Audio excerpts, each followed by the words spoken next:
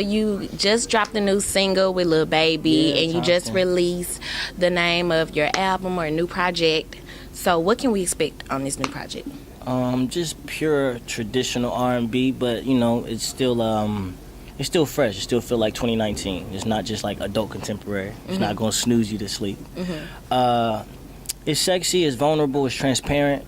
I took my time with it. I had the luxury of time finally in my career where I'm not like pressed for Rushing. anything. Yeah, I could really just, you know, live life, find new inspirations. And I've always been about just saving and resurrecting R&B. You know, I actually was raised on Tank and Brandy and Monica and Whitney Houston, Brian McKnight, Boyz II Men, just to name a few.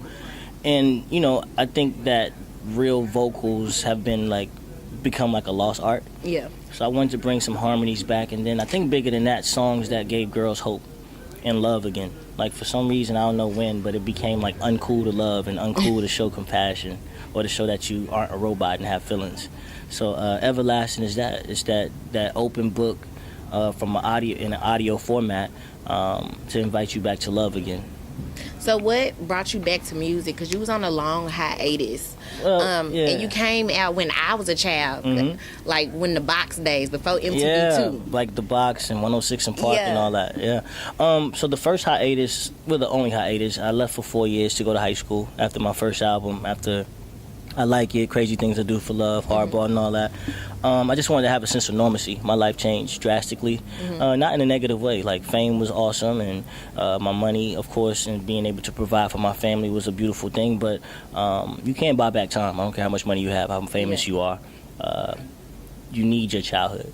You need to go to high school, at least, you know, and then have the option to take a trade or to follow your dreams. So that's what I did. I just wanted to have a sense of normalcy, to have some type of balance. You know, I think that those years taught me significant of self outside of music. If you see some of my peers who never stepped away, they kind of are on drugs or a little crazy or a little off, because when the world doesn't love them the way that they're accustomed to being loved and received, they don't understand that. They don't understand that rejection. They don't understand that, what, you don't care about my music? I was just, 8 years ago, you was dancing to my song. They don't get that. See, I'm not going to feel no kind of way when I walk away from music, because I'm still Sammy outside of music. And those 4 years of high school taught me that.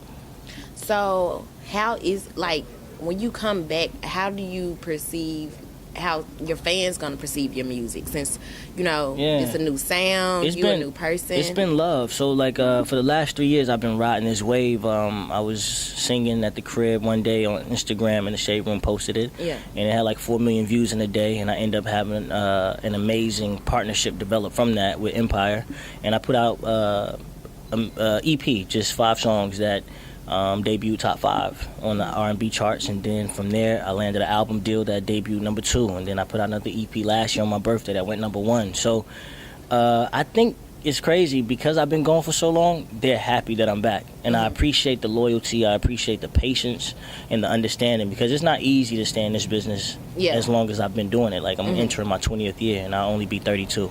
You know what I'm saying? So when I think about that, I'm just super blessed. God is merciful to me. And then I do have some of the best supporters in music that there is. They're just very loyal. They sing these songs from 1999 all the way to 2019. You know what I'm saying? And my story wasn't like the most smoothest ride, but it turned out beautiful. And I'm just grateful for the fans and the support. So who is Sammy? Who is Sammy? I'm a God-fearing, passionate, purpose-driven person. You know what I'm saying? I just love to spread love. I love to be a light. I love to make people smile. I love to make people happy. I've been gifted with this gift that everyone speaks music. That's a powerful thing, like that God gave me the ability to sing and write melodies and lyrics and share it with millions of people. So, you know, I'm just a person that's all about love, though. That's my whole purpose. My whole purpose in life is to exude love, to convey love, and to show people how awesome God really is. I love that. I love that. I know you mentioned on social media that you was left off the Millennial Tour. Right.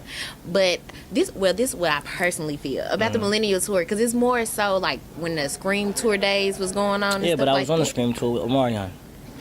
I mean, yeah. And I was the first child star of the millennium. Yeah, you was. You came out before all of them. Yeah, I was 1999. I was the first number 1. So why you think you was left off the... I have no clue. I mean, maybe somebody's intimidated. You think so? it would have to be that. Have you ever reached? Are you still like close with any of the people that's on the tour? I'm cool with Lloyd. I'm cool with Pretty Ricky. Like I said, I toured with Omarion when he headlined the Scream tour. Bow Wow should be on the tour. He was the second after me. He was larger than life in that time. So like you gotta, I love the lineup. It's just missing a few key components. You know what I mean? Well, you know how when every tour goes to a different city and they bring people out in the city and stuff, do you think when they come to your city you might get bringed out? I'm gonna chill. Even if they asked you, wouldn't. Why not? I don't want to be a guest. I'm good. You know what I'm saying? I'm good on that. Somebody actually did like throw that idea out there already from the tour. I will say that, but I'm good. It's no beef, by the way. You know what I'm saying? It's just I show so much love, and I've done shows with these guys. I've done the Scream tours and the Price of Fame tour, and I'm there from Nickelodeon tour. I was like, I've done all that. The Savage tour with Tank, I've been here. You know what I'm saying? I'm still here. So I know my name came up, and I understand. I'm not an idiot. You know what I'm saying? That somebody or a few people may feel a way about maybe the new success that I'm having. You know what I mean? Like I know 10 years ago they thought I was dead and done.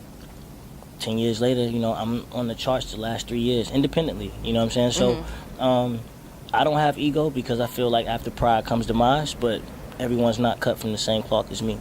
Do you like being independent versus being on the record label? Well, that's all I really know. Like, people don't know this because I've had mainstream success and I've been a part of some big records.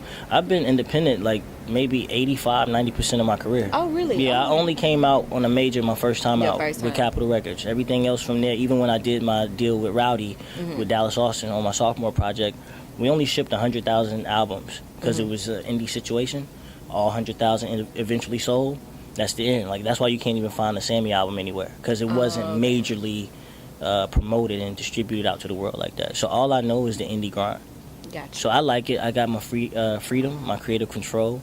It takes a toll on you financially in the beginning, but once it make you grind harder though. Yeah, and that, like me, I still believe in selling CDs out the back of your, or hard drives at this point. Yeah. out your car. You know what I'm saying? Whatever you got to do to get your product out there. So that's all I know. All I know is the indie grind. What do you want your viewers or your fans to just get from you in this 2019? What do you want them to expect from you in 2019? I just want them to support the album. It's genuine R&B. It's something that I think is necessary for the genre. It comes out on my birthday, March 1st. It's titled Everlasting. There's a tour in the works this summer also that I will be on, definitely. And really, I'm just happy to be back, though. I'm having so much fun because I'm simply being myself. And every day I'm catching new blessings and new waves and garnering more attention strictly off my talent without doing things that's out of my nature and character. So I'm just grateful for the love that they show. Last question. What do you think, who is the real king of R&B? I think the king was R. Kelly. I think two things that, of course, you have to consider is Father Time. One, he's been out 30, maybe 40 years almost. So, you can't be the king of the throne that long because music changes and the crowd changes and the audience changes. And then, unfortunately, the allegations that he's currently facing, if it's true, of course, then taints the legacy. You know what I'm saying? So right now, there's no king. I feel like it's wide open. What about our generation? Of R&B, I still don't feel like there's one. And I say that because for the last 10 years, every interview I've done, they ask, like, how do I feel about the state of R&B? To be the king means like you're the leader, and that means people are following you the right way. Yeah. R&B has been in a terrible place because it's been so hip-hop influenced. Yeah. They changed the content and stopped, again, uplifting women and started degrading women and started really singing about what rappers already rapped about. Yeah. And then turned on the auto-tune to sound, trendy. So auto-tune and the content has been killing R&B for quite some time. I think it's wide open. I think that Breezy is like the king of pop. To me, yes. I would definitely say that. He's been super consistent since he came in the game, and he's super talented. I think you can't just put him in the R&B box, to me. Me either. Yeah, so he kind of goes on both. So to me, R&B is like wide open for anybody.